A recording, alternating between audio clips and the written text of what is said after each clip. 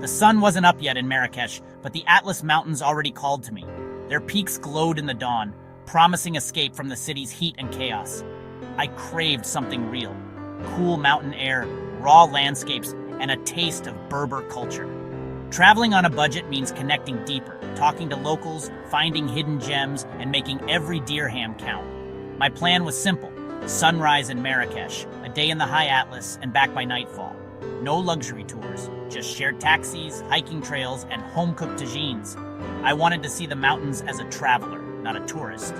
With a small backpack and a head full of excitement, I stepped into the waking city. The air was warming, scented with spices and baking bread. The Atlas Mountains are more than a landscape. They're the heart of Berber culture and resilience. Today I'd step into that world, even if just for a day. The adventure was about to begin. The mountains were calling, and I was ready to answer. My day began in a tiny Medina stall, not a fancy cafe. Surrounded by locals, I ordered basara, fava bean soup with olive oil and cumin, for less than $1. Warm Cobb's bread and fresh orange juice completed the meal. Eating like this isn't just cheap. It's how you join the city's rhythm. Watching Marrakech wake up, I felt connected and ready. Next stop, the Grand Taxi Station at Bab Errab, the gateway to the Atlas. Forget private tours. Shared taxis are the real deal for budget travelers. Before leaving, I grabbed water and dates from a street vendor. Essentials for the trail and much cheaper here. These small choices make a big difference on a budget. Planning ahead, thinking local, and being prepared are key. With my supplies in hand, I was ready to leave the city behind. The adventure was officially underway. The Medina faded behind me as I set out for the mountains. Every step felt like a move closer to something authentic. The journey had truly begun. The Grand Taxi Station was a whirlwind of old Mercedes, shouting drivers, and organized chaos. I found the Imlil taxi, squeezed into the back, and waited for it to fill. 6 passengers, 1 shared journey. This is how Morocco moves. The fare was a fraction of a private ride, and the company was real, locals, travelers, and a family heading home. As we left Marrakech, the landscape shifted. Plains to olive groves, then twisting mountain roads. We passed Berber villages, kids waving, donkeys trotting by. The air grew cooler, the views more dramatic. Our driver pointed out kasbahs and markets, turning the ride into a mini tour. Snacks were shared, stories exchanged. 90 minutes later, I realized this wasn't just transport.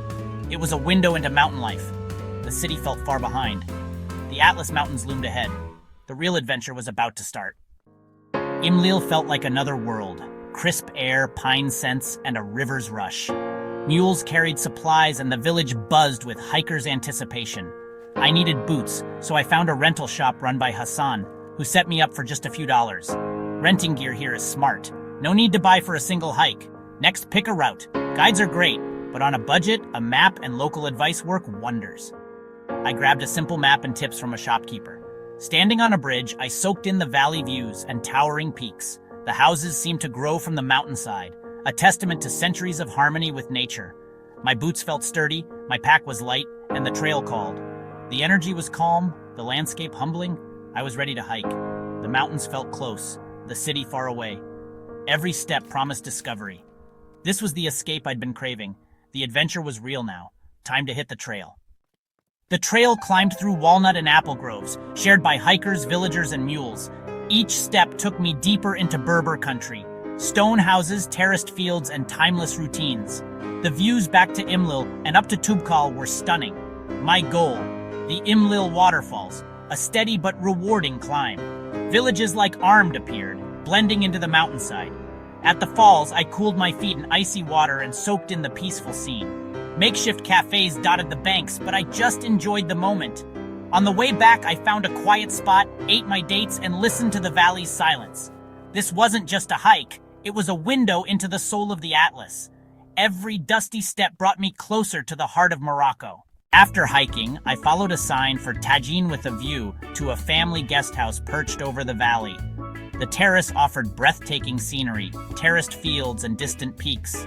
The family welcomed me warmly. The menu was simple: chicken or vegetable tagine.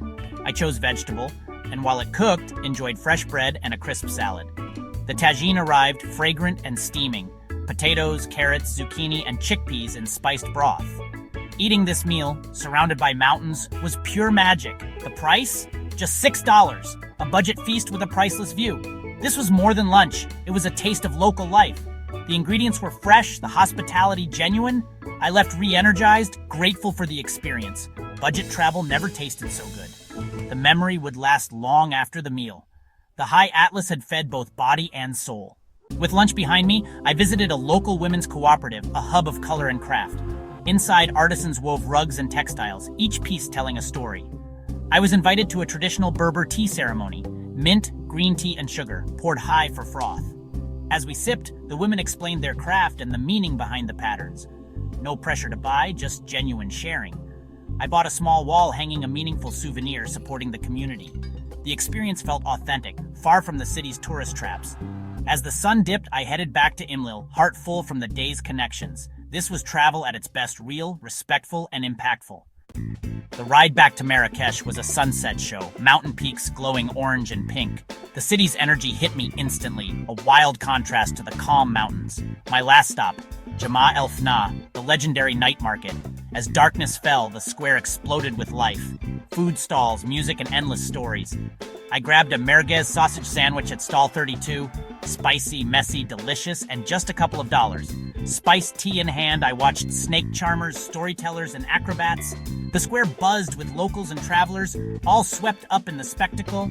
I found a spot on the edge, soaking in the chaos and joy. This day summed up Morocco's magic mountains, markets, and moments of connection. You don't need a big budget for a rich adventure, just curiosity and an open mind. If you've done this trip, share your tips below.